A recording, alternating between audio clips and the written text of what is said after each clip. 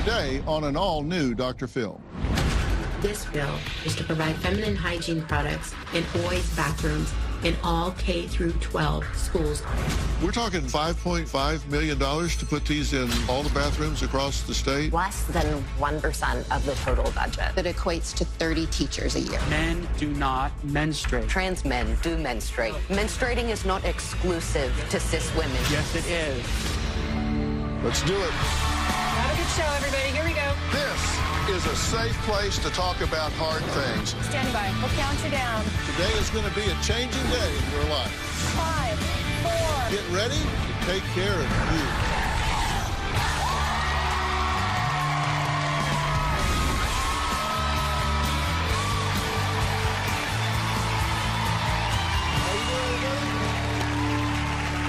Well, recently we had a very passionate conversation about gender discussions in schools.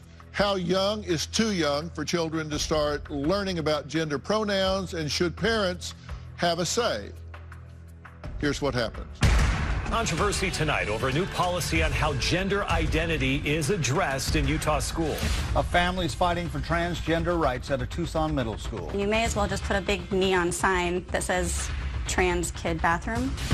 The West Point School Board voted to terminate French teacher Peter Flaming because he didn't refer to a transgender student with male pronouns. Many are asking why 1.4% of 13 to 17-year-olds who identify as transgender are dictating the agenda for the remaining 98.6%. Are schools overstepping and trying to take the place of parents? Not only was I betrayed by the school and by the therapist, but I have watched thousands of other families be betrayed in the same way.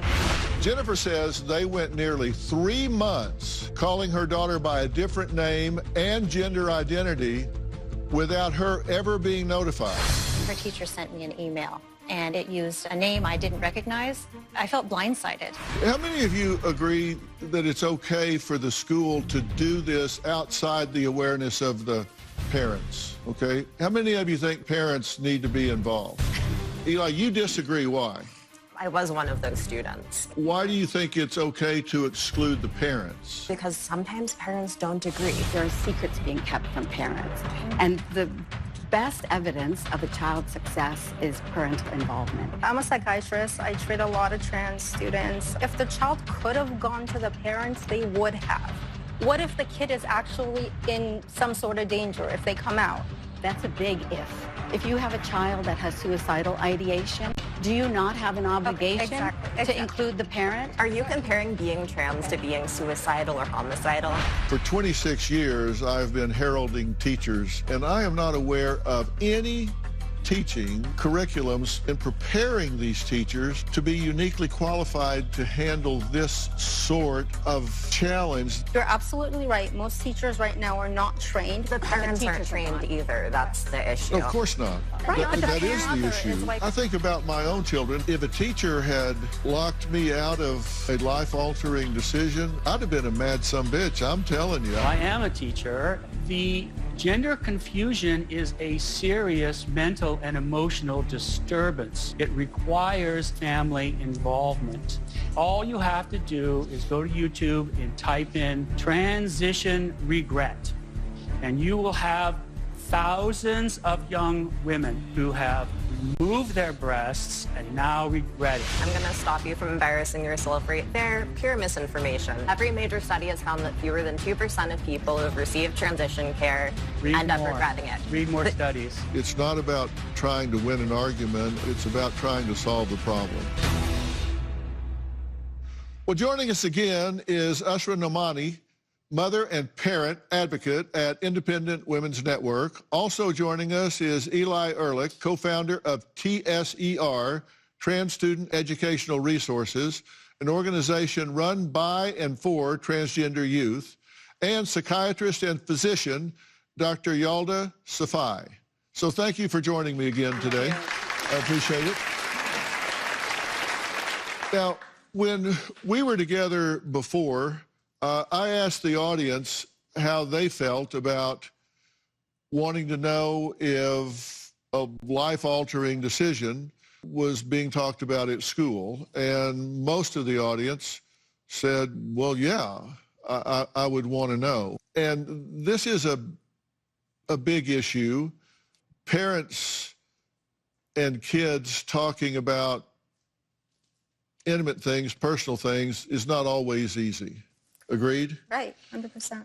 I always tell parents, talk to your kids about things that don't matter, so it's easier to talk about things that do matter when they come up. But particularly if this comes up when the child is young, it may just be that they feel conspicuous, and perception is reality. And you say if they could have gone to their parents, they would have, but that's not really necessarily the truth. It might just be the child's perception. Correct, 100%. It might be easier to talk to a stranger about it. Yes. But that doesn't mean they can't go to their parents. They think they can't go. It might not be reality. And the position of the teacher here is to ultimately get the student to tell their parents. That's the common goal. It should be the common goal. However, the student might not understand how to communicate this stuff to their parents out of fear of not being accepted, out of fear of sometimes even safety. So the goal here should be to ultimately guide the kid to be comfortable enough to tell their parents. But as a teacher, should it be the responsibility of the teacher to run to the parents as soon as a student discloses this to him? I don't think so. Well, I think it should be. It could put the students in danger. And I do also want to add something. I was one of those students who was outed when I was 8 years old, and it did not end well.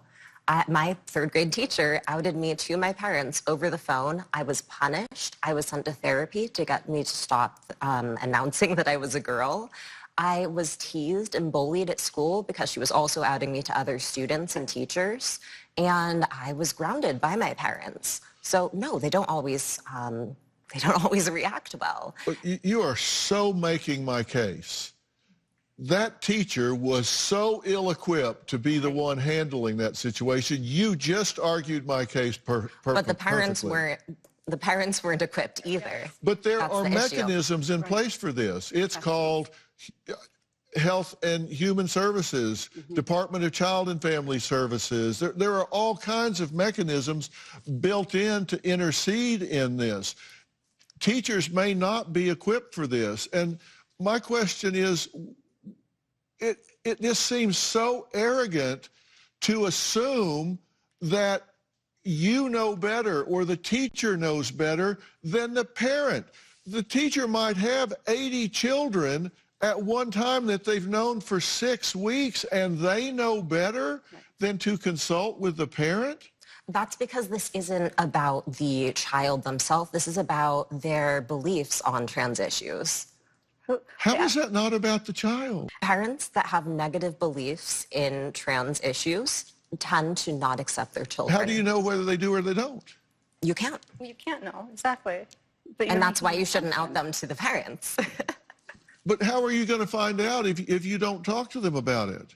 And encourage the kid to talk to them themselves. But that's not what's happening. They're changing school records. They're conspiring with the child to not talk about it. Conspiring is a very strong word there. And I think we're also missing a strong word? It's an accurate word. It's an accurate word for what's happening. I mean, if they're changing the record and then they send an email home with the name on it, which means they're not very good conspirators.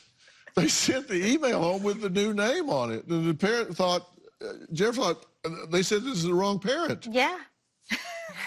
I was confused. I mean, it seems rather chaotic to me. And it is a conspiracy. Schools are very chaotic, and I think we can all agree there's a lot of education reform that needs to happen. Eli's bringing up a really good question, as is the doctor. You don't know what's on the other end of the line when you're dealing with the parent. Are they an unknown quantity? And how do we close that gap? How do we find out where they stand on these issues? Maybe that's something that needs to be included in the screening at the beginning of the year to the extent that it can be.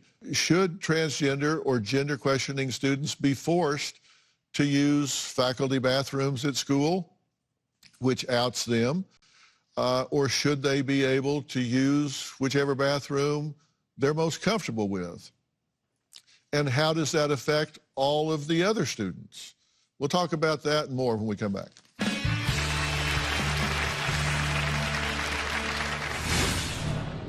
It was just right before class, and I was just trying to go to the bathroom, and all these boys were trying to get in the stall. They were shouting slurs at me.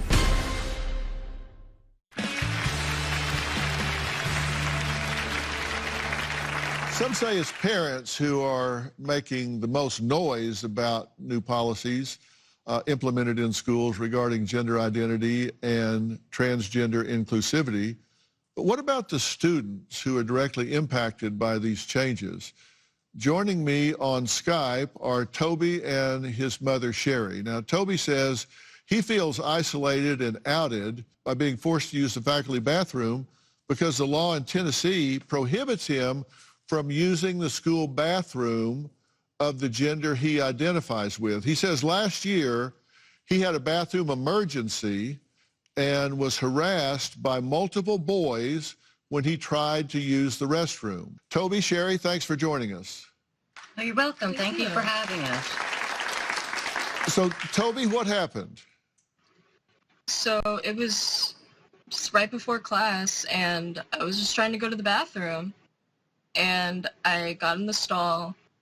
It turned out to be broken. It didn't lock, and all these boys were trying to get in the stall. They were shouting slurs at me, and they kept trying to get in, and it went on for so long, it felt like.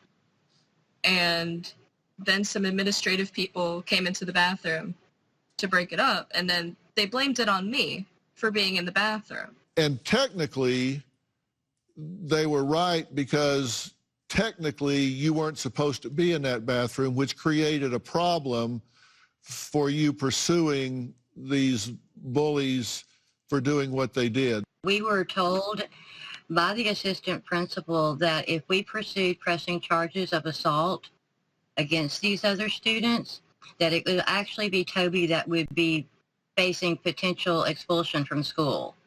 Okay, and what happened to the 10 boys, Toby? I have no clue. I didn't know who was in the bathroom. I couldn't see them from behind the stall door. The assistant principal thought it was my fault, and she kept thinking that I identified as a girl because she wouldn't hear out my side of the story, kept calling me she. The assistant principal also, made comments that Toby was obviously in there for lewd activities, and then excusing these other students' behavior by telling me, well, I know, boys will be boys. It made me feel as though there's no protection, like there's no recourse, there's no place that we can go to make sure that my son is protected and not bullied in the schools. Because he's trans, he doesn't deserve that. Let's look at this through the assistant principal's eyes for just a minute, just for argument's sake. Yeah. So from her standpoint, a girl was trapped in a stall with 10 boys outside beating on the door trying to get in. And just assuming that fact pattern, that was okay? That was okay? That was just boys being boys? That was the phrase that she used on the phone with me. How the hell is that okay? It is not okay at all. So, Toby, what's your experience been since then? I was terrified to go in that bathroom even near that bathroom for months. It was in one of the school hallways, and I got really nervous whenever I was passing by it. And I heard people talking about what happened in the hallways, and it was just really concerning to hear so many people talking about it in such a bad light, because they were all under the assumption that it was a girl in the men's restroom and she was up to something, but it wasn't a girl in the restroom, it was me. Well, we reached out to Toby's school for a comment regarding this incident, and this is the response that we got. Tennessee law states that all public education students must use the bathroom for their gender assigned at birth. School districts have no authority to violate this law. In this case of a transgender student attending one of our high schools. The school made accommodations for the student to use a private single-occupant bathroom because the student stated he identifies as a boy instead of a girl. However, in August 2021, the student chose to use a boys' bathroom instead of the private bathroom, and other students in the bathroom reported it. When an employee found the student in the bathroom, the student said he had been harassed by other students while in the bathroom. The school administration and school resource officer used hallway camera footage to identify witnesses and did a thorough investigation. After interviewing several students, they could not identify any other students who witnessed the student being harassed. The student continues to attend the same school, and there have not been any additional incidences reported. We greatly value the safety of all students. While we can't violate state law concerning student use of bathrooms, we will always investigate any reports of harassment or violence and discipline anyone responsible of inappropriate conduct towards other students. I grew up in athletics, and the locker room's a different situation because you got community showers and stuff like that. But going to bathrooms, There's stalls, so it's private. I never... I don't think I ever had an encounter of somebody on display in a bathroom. Exactly. Next, an Oregon mom says free menstrual products are being offered in boys' bathrooms, and she says that's ridiculous, as well as damned expensive.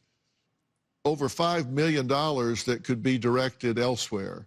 We're going to hear from her next and continue this conversation and hear more from the audience. We'll be right back.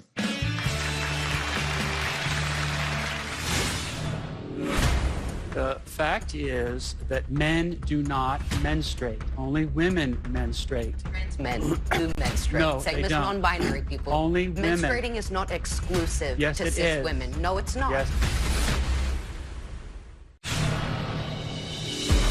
I recently petitioned my state of Oregon regarding the Menstrual Dignity Act. This was a well-intended bill that was to provide feminine hygiene products in our schools for free.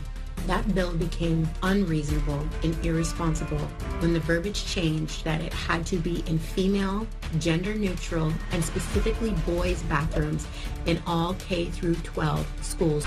$5.5 million is being redirected from the state school fund to provide these products in these bathrooms. Boys do not menstruate.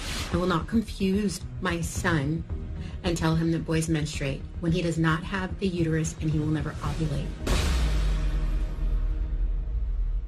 Well, the new statewide Oregon bill has parents like Sherry asking why tampons in boys' bathrooms are a necessary expense. Now, she's joining us here today, and we're talking $5.5 million to put these in all the bathrooms across the state? Yes, K through 12. And that $5.5 million, it's a carve-out. So it comes out before they distribute the money to the schools after that. And so considering everything that has happened since the pandemic and beyond, achievement gaps, just education in general, where Oregon falls across all the states for education, the idea of taking this money out for feminine hygiene products, which is available in schools. You may have to ask for them. They're in the office and stuff like that, but they've always been available. Do you know what percentage of the budget this is for Oregon's educational budget? All I know, I don't know the percentage, but I do know that it equates to 30 teachers a year. This is less than 0.1% of the total budget. We could use 30 teachers a year. They could use 30 teachers. I mean, which is true. So we should increase the education budget. I think that math, though, avoids the central issue. Right. Yeah.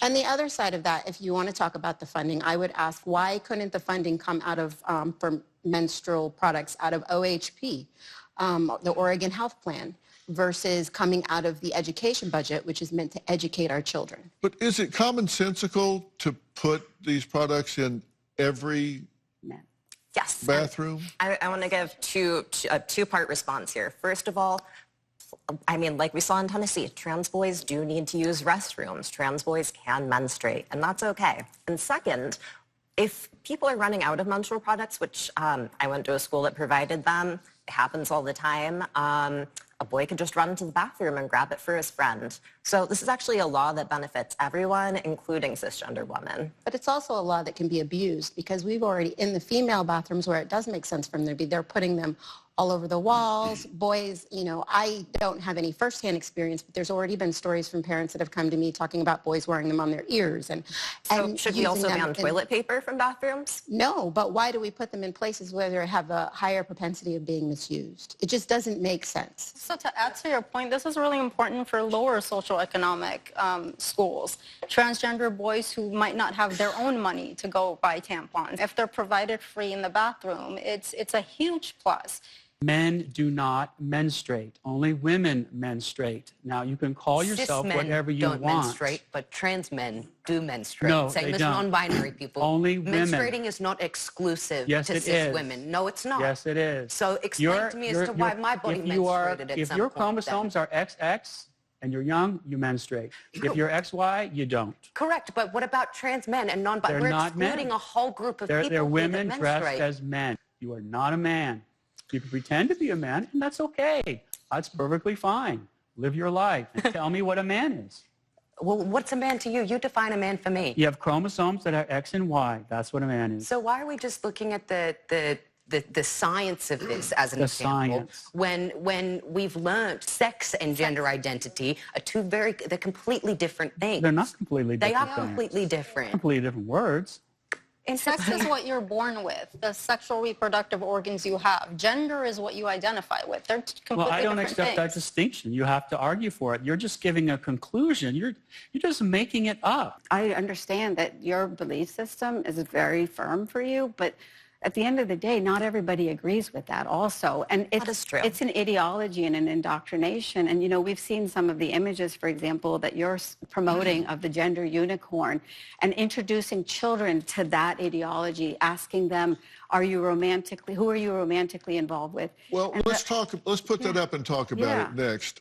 And the question is teaching and discussing gender identity in schools indoctrinating and over-sexualizing our youth, or is it just as important to learn about as sex education? We'll talk more about that after the break.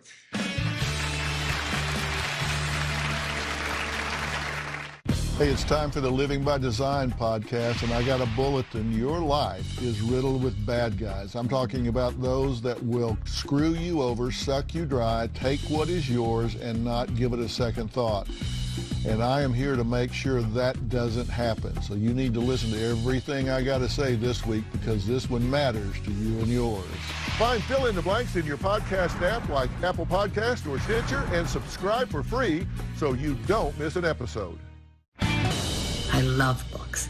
There's a stack of books behind me, though, that are very disturbing and troubling. They are manifestations of this new phenomena that is called queer theory and gender theory. What they have done is they have put into the form of little cardboard books for little hands big ideas like transgenderism, transsexuality, binary, non-binary.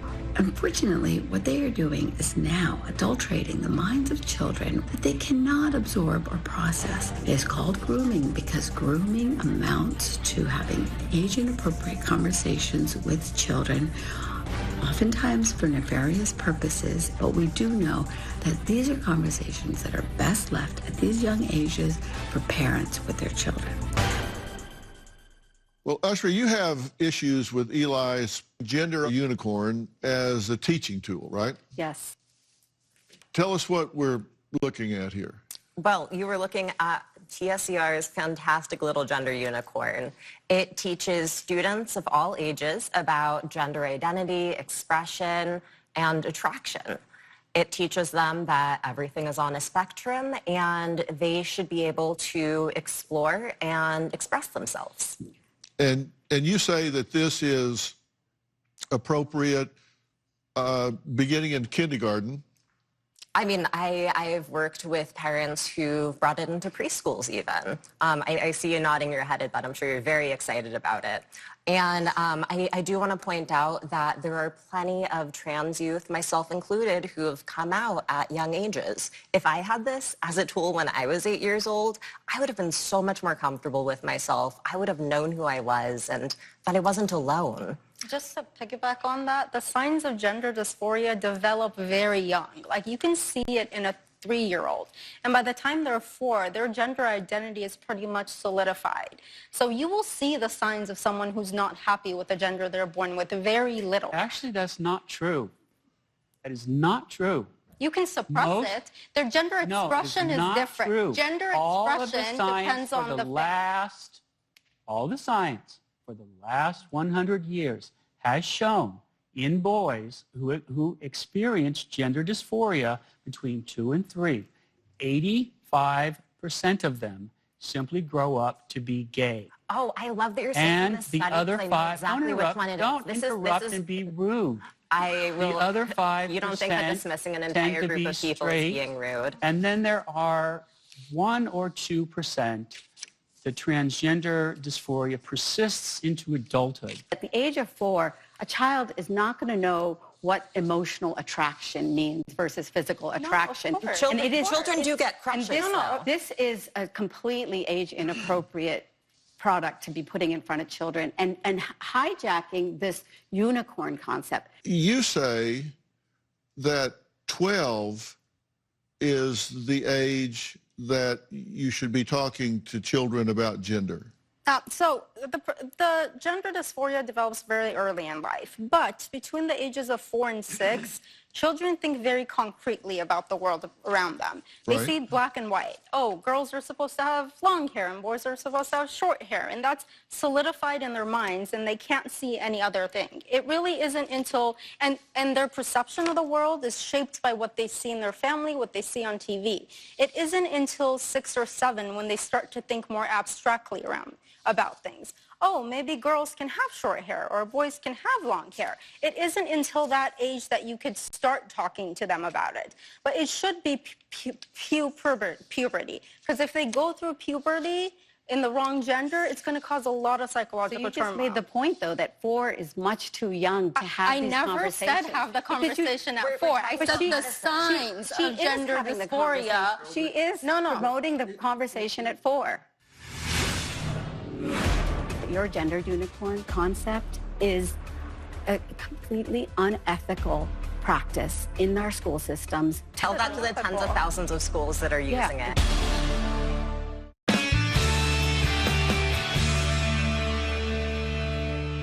I'm trying to find out where you think the conversation should be held, because we should be having you said 12 years old. Yes, puberty.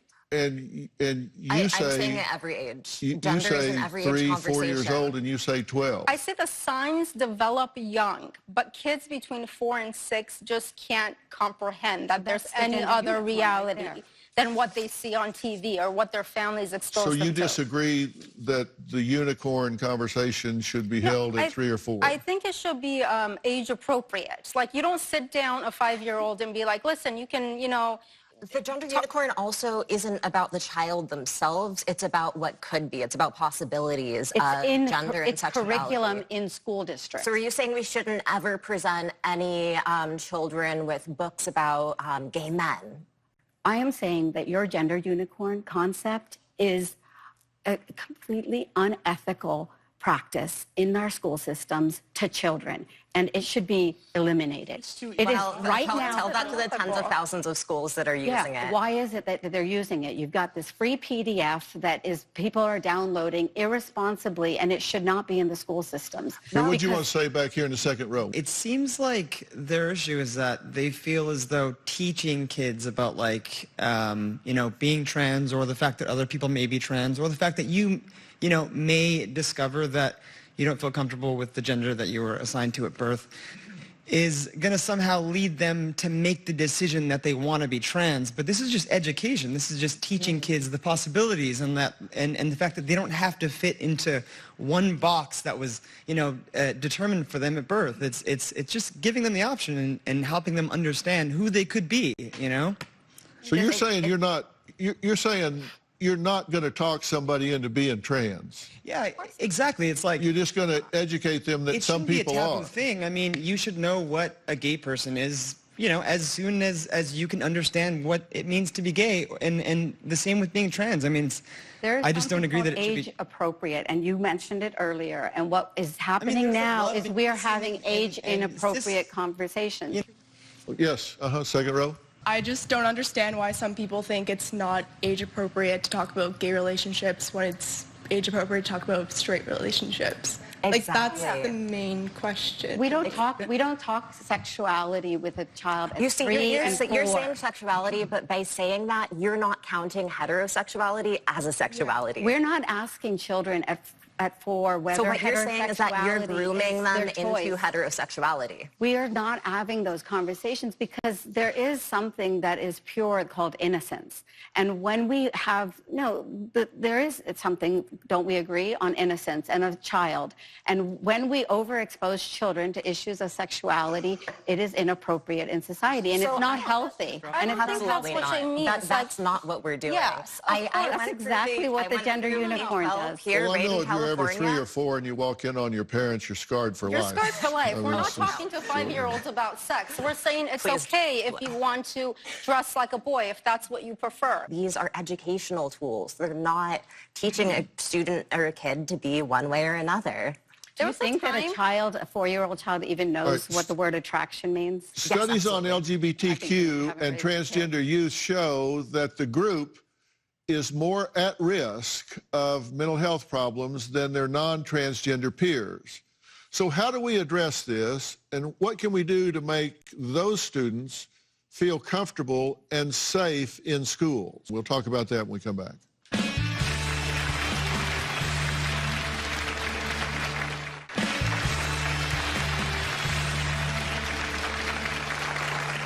All right, we're back, and we're talking about a lot of things that have to do with transgender and schools, when it's okay to talk about it, when it's best to talk about it, when it shouldn't be talked about if there is a time. And one of the things that is troubling is we see a lot more suicidal ideation. We see a lot more suicide attempts in the transgender community. And I'm talking about a lot more, like triple what you see in the general population among youth. And when you see youth in society looking at suicide as an option, then society's not doing their job. You got to stop and say, what are we doing that these folks feel that that's their best option? That means we're not doing what we need to do. And I wonder sometimes if there's too much focus on the transgender issue and not enough focus on the 98.6% of teaching them how to treat everybody with dignity and respect and consideration. Whether someone is transgender or they're just different than you in any way. Sorry, just like to address you with a question, please. I've noticed twice you've said to people they're being rude. Yes, she interrupts. As soon as I start to make a point, she starts talking. And I was just talking, and there's my So you case. got an example. So if I may finish, please. You pointed out that you believe people are rude, yet when Jordan mentioned before how he identifies as a man, I'd like to know how it's not rude from your perspective. Because it's not true. May I finish? He's not a man. You're interrupting her. You're missing the point. It's going over your head. No, it's not going over my head. You're talking about people interrupting while you're interrupting her. It's ironic. Go ahead. So my question is, if it's okay for you to call other people rude, I'd like to understand from your perspective why you don't believe it's rude and why you think you have a right to, when someone identifies a certain way, for you to tell them that that is not correct, that they are that particular gender or identity. Why do I feel that it's right to tell them the truth? But it's not the truth. The people who hate the truth, are because they see the truth as hateful. If you want to identify in any way you can, you're free to do so. But that does not mean that the rest of us have to join that illusion. If a transgender person is not harming you or the people you love, why do you care so much? Because you want us to care. Why? No, I don't want you to care. I want you to be quiet. I want you to stop being hateful. Question, so let me answer. You disagree, I disagree with you, and so you call it hate. But there's no hate in my heart at all, so that's You wrong. are being hateful when you tell somebody that identifies as a man that they're not a man. That's not hateful. That's a fact. Being educated on it doesn't affect your sexuality or your gender. It just affects your education. And not only that, I have had friends 10 years ago that knew that I was accepting and came out to me and have told me today, 10 years later, you were my safe place, and if it weren't for you, I probably would have lost my mind. So not only was it beneficial for me to know that my mother accepted me, it was beneficial for the LGBTQ people in my life to know that there are going to be people that love them because they're kind, not because of their gender.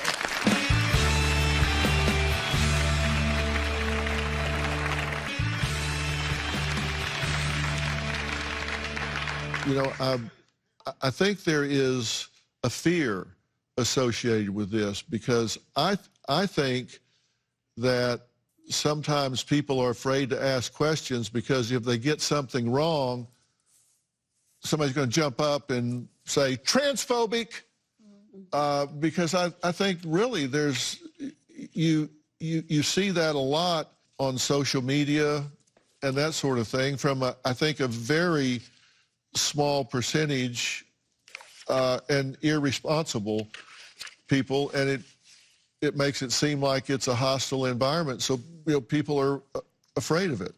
And I think that's not the best plan, and I don't think that's how most people feel. I don't get that energy from you. I'm so glad you brought this up, too, because the trans community does kind of have a reputation for jumping on people. And it's not all of us. Like you said, it's a small percentage of people. And it's not very effective. It doesn't teach people compassion. It doesn't teach people about our community. I am kind of intimidated sometimes by, I read this article, 68 terms that describe gender identity and expression. Oh, my God. I'll never get it right. I can't remember why I went in the kitchen this morning, let alone 68 different terms. Look, I want to thank all of my guests today. A special thanks to Usher. Thank you so much for being here. And Dr. Safai, thank you for being here. Eli, thank you for being here. For more information about today's episode, log on to drphil.com. And if you want to add your voice to the conversation, you can find me on Twitter, Instagram, Facebook, wherever. You know where to find me. I really want to commend you three in particular for having a civil conversation. You guys disagree on a lot of things, but I really hope people learn. Don't forget to follow and subscribe to my podcast, Fill in the Blanks, or Robin's I've Got a Secret. You'll find some information there as well. Thanks for being here. Thanks a lot.